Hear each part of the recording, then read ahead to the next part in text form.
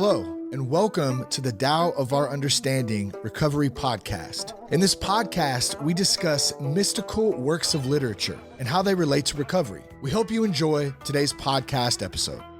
Hello, this is Buddy C. Welcome to the Tao of Our Understanding Recovery Podcast. Today we have Brian and Drew and Lori. Good to have you guys today. We will be discussing the story of when a hideous man and maybe the five enemies. We'll see. We'll see how we do with a hideous man. These are from Thomas Merton's interpretation of the Chuang Tzu. If you're new to the podcast, we talk about how Taoist thought relates to our recovery. We're not Taoist. You don't have to be Taoist to appreciate and enjoy these principles, which are the same principles we find. For me, I found all throughout all spiritual practices. So we'll see what this holds for us today. First, I want to talk about a benefit. I try to talk about one benefit a week that we can provide for you. If you go to buddyc.org, there's a whole list of resources there. The one I want to talk about today is the Fourth Dimensioners Nightly, 9 p.m. Eastern, open online meeting of Alcoholics Anonymous. It's every night, 9 p.m. This meeting was started at the first of the pandemic when we thought it would only be a couple of months when we needed it, and it is still going today. You can get there by going to dailyameetings.com. That URL goes directly to the Zoom link for the meeting.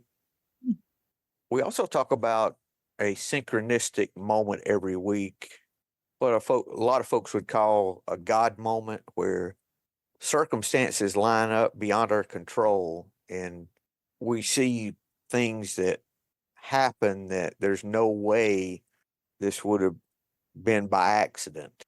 And we start to see those things a lot, and that's a big part of what the Tao is about, and studying the Tao is to just allow and let and be instead of forcing and pushing.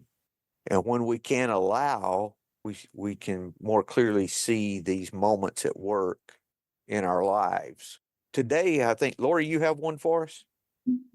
Yes, I do. So I've had a challenging few weeks here with death in the family, and I was out shopping for a dress for a funeral service and feeling pretty down and low and solo alone.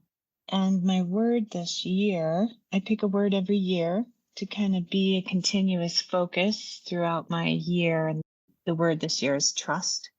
And I've made up in my head that I don't have the support I need. And then I was out shopping and I got a call out of the blue, right? Here's the synchronicity part. Out of the blue, I connected with a neighbor who's just new to me, new friend. She's an old neighbor. She's lived here a long time, but I hadn't met her previously till a few weeks ago. So higher power or a God wink, whatever, I trusted that the support I needed, truly needed, not just wanted, but truly needed or would benefit from would show up. And it did, in the form of a fabulous woman. It was very synchronicitous, if that's a word. But it also reinforced my trust in the flow and a huge feeling of relief. Let go. A weight lifted. So that's my moment for the week. Thank you, higher power. Thank you, Lori. If you guys out there in podcast land have any, email them to me at info@buddyc.org and we'll share them on the air. I think whether I realize it or not, this flow's happening behind the scenes, and I'm grateful when I can see it from time to time.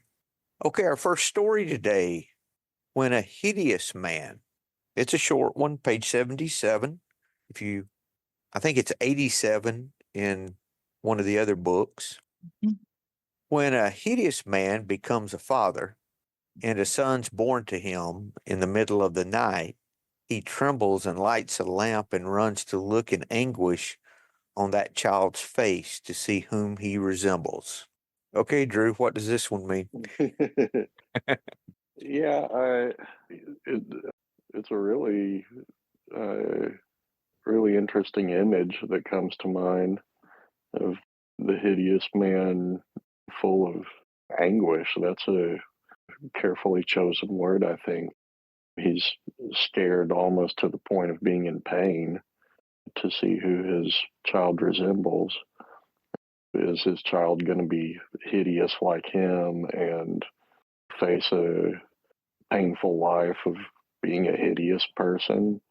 Or is the child going to resemble his mother, who I assume the hideous man thinks is much less hideous than he is? But it's also a little vague. I don't know. Is the hideous man afraid that the son might resemble another man? Is the hideous man afraid that he's so ugly that his wife cheated on him, and he's afraid that this is proof that he's so ugly that his wife cheated on him? So in I that don't know. situation, he would want him to favor him. Yes. Yeah. Ah. Huh. Yes.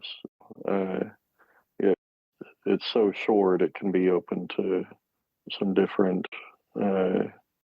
intention. We can put different intentions into the mind of the hideous man. And why is he full of anguish? Is he afraid his child will look like him, or is he afraid his child will not look like him? In either situation, he's afraid. Yeah. And he's not rushing to see his newborn son out of joy. He's hideous, and he managed to procreate. That ought to be cause for celebration. But he can't just be thrilled that his wife had a baby, but he has fear of who the baby resembles or who the father is. So he is not in the moment. Thank you, Drew. Brian? That was Drew. That was interesting.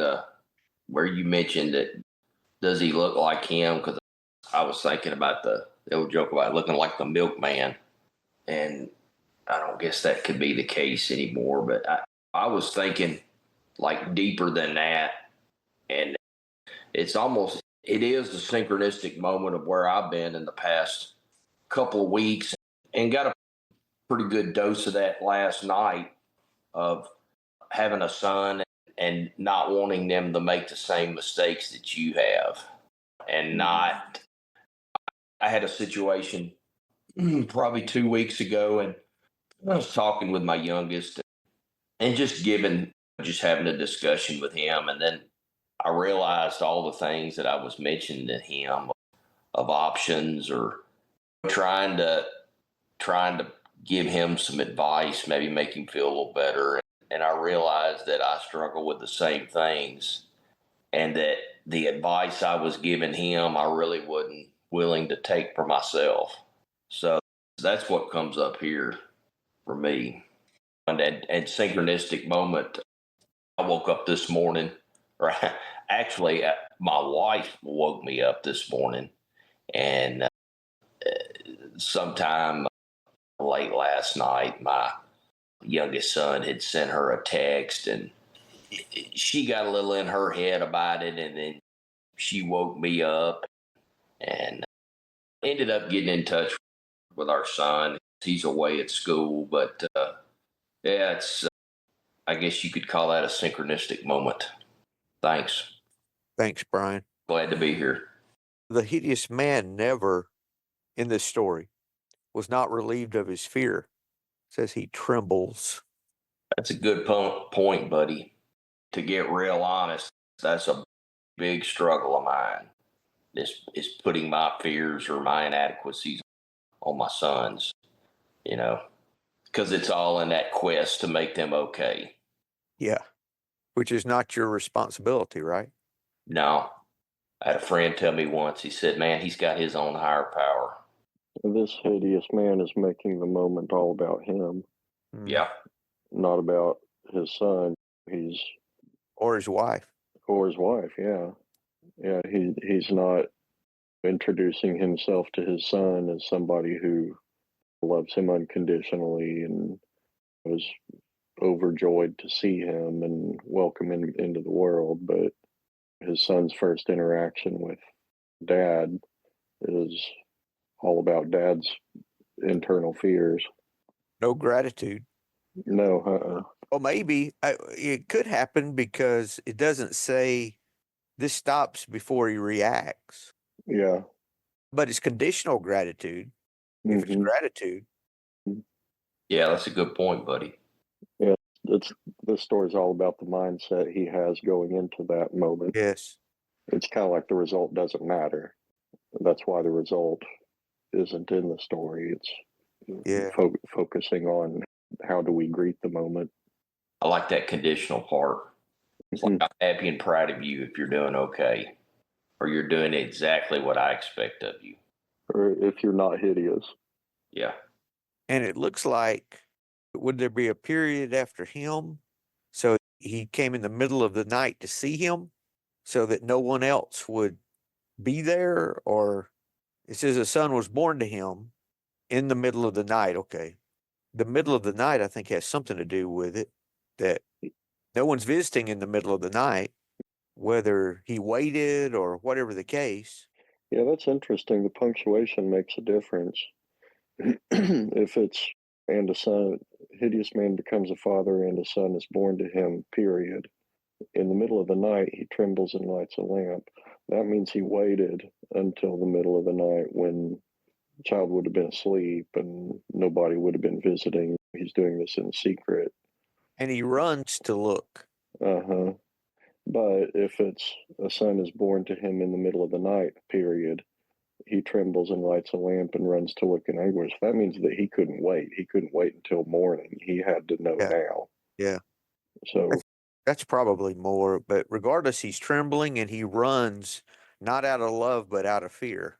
hmm Someone from the outside, not knowing his fear, could think that was an action of love. hmm yeah, he's rushing to make sure his new son is healthy. Oh, he's just rushing because he wants to see his son, Yeah. Uh-huh. like a loving father, not a fearful father. I was wondering if he couldn't have, being it was in the middle of the night. I know it doesn't say anything about him waking up in fear, but that word trembles, he's obviously in fear. And he's not taking his time. I think that speaks more to what Drew was saying, that he was born in the middle of the night. He couldn't wait to see what he looked because he was afraid. Mhm. This is a quote from the Wentzu, WEN-TZU, verse 120. What makes enjoyment enjoyable can also create sadness. And what makes security secure can also create danger. I was thinking he's going to see his new son. That can be an act of enjoyment or sadness. It's the same act. This also reminds me of the story of Job. I think I mentioned that. Have I mentioned that lately? Not lately. Okay. I was meeting with a sponsee and talked about it. That's what it was. Okay. And I'll just give a synopsis of what I understand that story to be from the Bible. They also say that may be one of the oldest, or if not the oldest, story that's in the Bible too, by the way. Job was a wealthy man, had lots of things, and the story starts with him offering burnt offerings for his kids in case they sin. So he's in fear that his kids are going to sin. So just in case they do, I'm offering some burnt offerings. And then the story goes that he was tempted and everything was taken from him, and all through that, and his friends are involved, like somewhat the story last week that we talked about of the Taoist farmer. And it's interesting that he went through all different things. And the end of the story says that Job got relief when he prayed for his friends. So instead of acting in fear, Job got to focus off himself and prayed for his friends, and everything was restored to him. He moved out of that foundation of fear, in other words. His actions were not fearful actions at that point. Because if you have fear in one area of life, that's not the only area you have fear. My experience has been, if I allow fear in one thing, fear shows up in other things too. I can't segregate fear. And then if I pacify fear in one area, that it doesn't go away, it just jumps to something else. The example I use for that is, if I need money to pay my bills, I'm afraid the money's not coming in. Then once I have money, I'm afraid I'm going to lose it. So the fear just jumps. It doesn't leave, or it hasn't for me. I have to surrender the fear itself, and then it does not come up in any of those areas if I'm right sized. And that's a process, at least as it is for me. I guess the first thing here is how the man sees himself. Hideous is, I would think, the opinion of the man. There's another Taoist story that we talk about. I don't know if we've gotten to it yet in the Chuang Tzu. It'll show up here eventually if it hasn't, about the man was all twisted and turned, and it didn't bother him at all, because he accepted life as life was, accepted himself as he was. If the man was on an island by himself, would he still think of himself as hideous? I think he's thinking he's hideous in the eyes of others. If he was by himself, it wouldn't matter, would it? There'd be nothing he would really wouldn't spend any time on that. Lori? So this is curious. I had the first thought that Drew did too. Is he going to see if it was his son, actually, if it looks like the milkman? And I don't have kids and I'm a woman. So it's a little different I'm looking for some underlying message. And that is what I noticed, or what I came up with, or what showed up, was expectations met or unmet. So I agree with you, buddy. He must think of himself as a hideous man. And if you look up hideous, it's different. It can be emotional or physical, cruel or ugly. And that's just from the synonyms. And has he been for 9 months wondering either is it his son, or will his son look like him, however he feels he's hideous? It seems like it is a physical thing because of the word resembles. You can't tell by looking at the child's face necessarily if he's passed along emotional challenges, but physical challenges would show up, I imagine. And then because you're right, it doesn't give you an outcome. Was the result suffering or joy? Was it grief or relief? Did he get his expectations met or not, in terms of what he's been trembling about? That's quivering and shaking. So that for me indicates that it's been going on for a while. It's been building. The energy of this moment has been building. I think that supports the running too. He's running to see. So the anguish, he runs to look in anguish. That's the one I find. So he's assuming a negative result because he's already in torment, sorrow, woe, distress. Those are all synonyms for anguish, pain, and agony. It's very curious.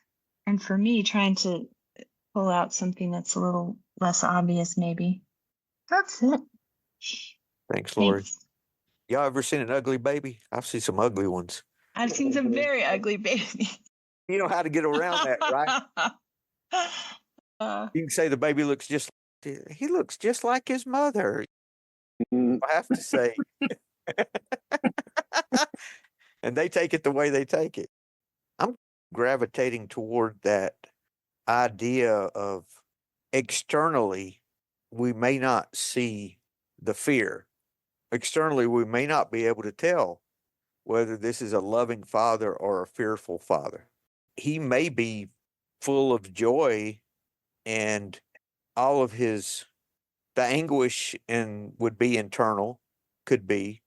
The trembling could be just out of excitement. So I'm thinking that this is internal, is one way to look at it. So the question could be, circumstances in life Do we approach those from a place of fear or a place of love, place of compassion, a place of acceptance? Or is fear behind our action? Could be the very same action. And my experience has been if it's fear, there's going to be more. It doesn't go away. Just the hideous man's fear didn't go away if the baby didn't resemble him. If he was talking about physical deformity of some kind, that kind of thing, it wouldn't go away. I think he thought of himself as hideous. Doesn't say he started. It says he thought of it. It said he's a hideous man. I'm taking that as meaning he believes he's a hideous man. It's all his inside stuff. I think so, Brian. Yeah. I hate to say it, but if he looked hideous, he probably would be getting lucky. Yeah. I mean, yeah, he does have a wife he does have a wife. that wants to have sex with him, it looks like. That's it. So if he accepted himself as he was, what other people would think about him would be irrelevant. And he wouldn't be trembling and anguish and all the signs we see here of fear. Mm-hmm. It makes me think about how you go into the situation. So much affects the outcome of it. I know, Buddy, especially, you've been involved in sales. I'm sure going into a meeting, if you're just so afraid that you're not going to make the sale, or you're just really doubting your ability to connect or anything, then you're not going to make the sale as well as if you go in confident, truly confident, not cocky or anything, confident and happy with whatever the outcome is. It can be, how you go into it can influence the result of it. Yes. Thank you, Drew. So I just had a thought. So worrying about outside appearances, being concerned about outside appearances, if we go with that, creates anguish. Is his anguish and fear all about his son's outwardly appearance? I don't know, just another line. That would be another synchronicity after the week I've had, to focus on the idea that the outside appearance of things is not important or can create suffering if that is your only focus. I don't know. Just a thought. Thank you, Lori. Sounds like it comparing my outsides to others' insides. All of his actions are a result of how he sees himself.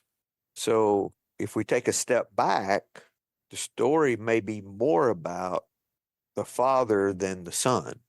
Could be one way to look at it. Why does the father see himself as hideous? Because we all have challenges that fear magnifies, no matter what those challenges are. If the man did not see himself as hideous, these would be love actions instead of fear actions. I guess the first question could be, could the father find gratitude in, if we're talking about external looks, could the father find gratitude in how he looks? Some way that he gets right-sized with whatever the circumstance or situation is. I've known some ugly dogs in my life, and they don't know they're ugly. Yeah. They're just as happy to see me, and they play, and they're not hiding. They're not looking fearful that I might think they're ugly. But they don't really have a concept for that. Yeah. How do we change our perspective of ourselves? Or how do we accept ourselves as we are? That's where I'm going. Not comparing. That's a Right. start. If you can only be hideous if someone else is not hideous. If you don't have anything, if he didn't have anybody to compare himself to, he wouldn't believe that he's hideous. I was afraid to let go of what I had in order to try something new. I'm reading in the 4th edition of the big book. That's on 416. 417, when I stopped living in the problem and began living in the answer, the problem went away. What can I be grateful for instead of what I see is wrong? And acceptance is the answer to all my problems today. Not some of them, but all of them. I have a tendency at first to segregate acceptance to my problems with alcoholism, with alcohol. But this says it's the answer to all my problems, not just my alcoholism. When I am disturbed about anything, it's because I find some person, place, thing, or situation, some fact of my life unacceptable to me, not unacceptable to others, unacceptable to me. And I can find no serenity until I accept that person, place, thing, or situation as being exactly the way it's supposed to be at this moment. And that includes me in the person. It can also be me. If I don't accept me as being exactly the way I'm supposed to be at this moment, nothing, absolutely nothing, happens in God's world by mistake. Until I could accept my alcoholism, I could not stay sober. Unless I accept life completely on life's terms, I cannot be happy. I need to concentrate not so much on what needs to be changed in the world or changed in my life as on what needs to be changed in me and in my attitudes. And if we have a problem with the supposed to be, if we come from the idea that there's not a providence, like a God behind the scenes pulling strings and such, one way that you could look at that could be that this is one way I look at it. This moment in time, I see it as a snapshot of everything that is, like a film strip. An old film strip has frame after frame. And this moment's just one of those frames. I have a tendency to say that moment could be this way or could be that way. There's only one film strip. So where's the other film strip I'm going to compare it to? There's not another. So there's nothing to say this should be different because this is all there is. Now, if I take action and change and things change, okay, that's the place in that same film strip. It's not a different one. So that's one way I can look and accept the moment for what it is and leave the shouldas, couldas, wouldas out. What do they say? Don't shoulda all over yourself. The hideous man, if I wasn't hideous, blah, blah, blah. There's not a non-hideous version of the man to compare it to because there's only one. Not accepting this frame, so to speak, this moment does not change this moment. We just push against it. It doesn't change it. That's why acceptance is so important. And unless I accept things as they are, or the closer I come to accepting things as they are, maybe I'll reference it that way, the more easily I can see what can be changed and what cannot. Buddy, another little mental tool that's helped me with thinking about if I'd made this decision or that decision, or if life had been a little different, if I'd been born here at this time, or whether something was within my control or without my control. Usually, almost always, when I'm thinking about if I should have gone to this college instead of that college, or I should have accepted this job instead of that job, or if I hadn't broken up with this person or whatever. When I'm thinking about that, I'm assuming that everything would have gone well if I had, I'm assuming my life would be better if I'd made those decisions or if circumstances had been different. So it helps me to think if instead of going to the college I went to, I'd gone to a different one, maybe on the way to that college one day I would have gotten in a wreck and died. Or maybe if I'd gone to that college, I would have hung out with the wrong crowd and got hooked on hard drugs. Or who knows, if I'd accepted this job instead of that job, I might have, I might have been fired and lost my license or something.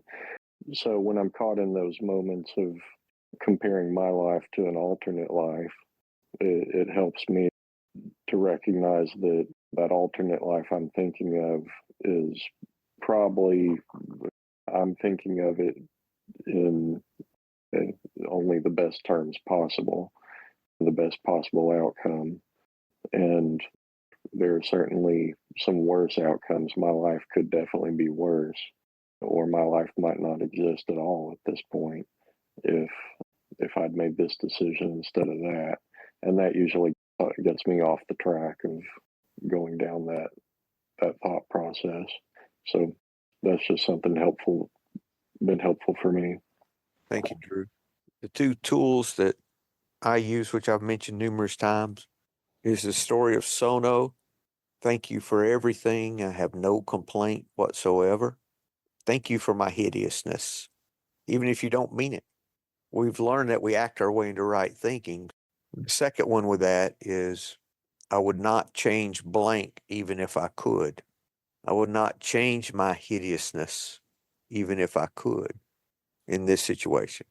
Even though you come from a place of course you would change it. Me just stating that without any belief whatsoever starts giving relief. I don't understand why that works. Maybe that's a affirmation toward acceptance. Both of those are. I usually have to move into the second one. I can't do the second one at first. I do the thank you. And this is an old Buddhist story. So this is not a Christian deal. Both came from, the second one came from my Zen friends in our book study group.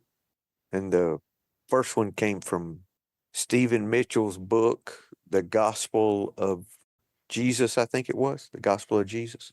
Stephen Mitchell. The first one came from his book. He could say thank you for my hideousness, because I know because of how hideous I am that my wife loves me for me. Yes. She doesn't love me for my looks. If I were a beautiful man, my wife might only be with me because of my looks, and when my looks go, so will she. Or for my money. Drew's getting all mushy on us. He is. That's okay. We need a little mushy every now and then. Yeah. But that's true. Yeah. I was thinking, I got a friend that I've heard him say several times, he's talked about how he knew it took every bump in the road to bring him to this point of surrender. There's a peace in accepting the moment as it is that you can't, I don't understand it, but someone who has not experienced it cannot see the benefit. And it's such a large part of recovery. But it's actually a large part of all spirituality, even if we don't realize it. I can only accept forgiveness or give forgiveness in this moment. All the other traits of compassion I cannot give or receive except right now in this moment. And that's what acceptance does, is it brings me back to the present, this ever-present moment that's always with us, that we're always in. I love what Oscar said about this, that we're always in the moment. Our illusion is that we're not. And that's what fear does. It takes us out. So what can I do to surrender my fear? That's a good story. We did make it, didn't we? I'm surprised. We had to fill in so many blanks ourselves. There was a lot there that was difficult to see. One benefit of doing this in a group. Yes, that's why it works. So we'll save our second story for next week. Any other comments before we close? I just keep thinking about what my friend Karen Casey says. How can I see this differently? If I'm full of fear, how can I see the source of this fear? How can I surrender to what's happening? And for me, that includes, you could say, a 10th step. My old sponsor used to say a mini 4th step. He wanted it written out when I came to talk to him about it. I couldn't just, he didn't want me just talking about it. He wanted me to write it out first. And for me, that was an important step to do. If you've never done a 4th step, I would highly encourage it. I could not get to the base of my fears and see what my fears were, how they manifest in my life without it. So through doing a fourth and fifth step, and then applying 6 and 7, I started seeing it. For me, this would be people pleasing. How do others perceive me? That comes from, if I'm overly concerned about how others see me, that's fear. That pops up can pop up in a lot of different places. Okay, guys, if there's nothing else, hope to see you next week. Have a great week. Thanks. Hello, this is Buddy C. I wanted to make you aware of several recovery-related resources that I've posted in the episode description. These resources include a list of recovery podcasts, a free sober meditation app, daily recovery email, shared Google recovery calendars. Hope you put some of these resources to use and have a great week. Thank you for listening to the Tao of Our Understanding Recovery Podcast. If you enjoyed this episode, please share it with your friends in recovery.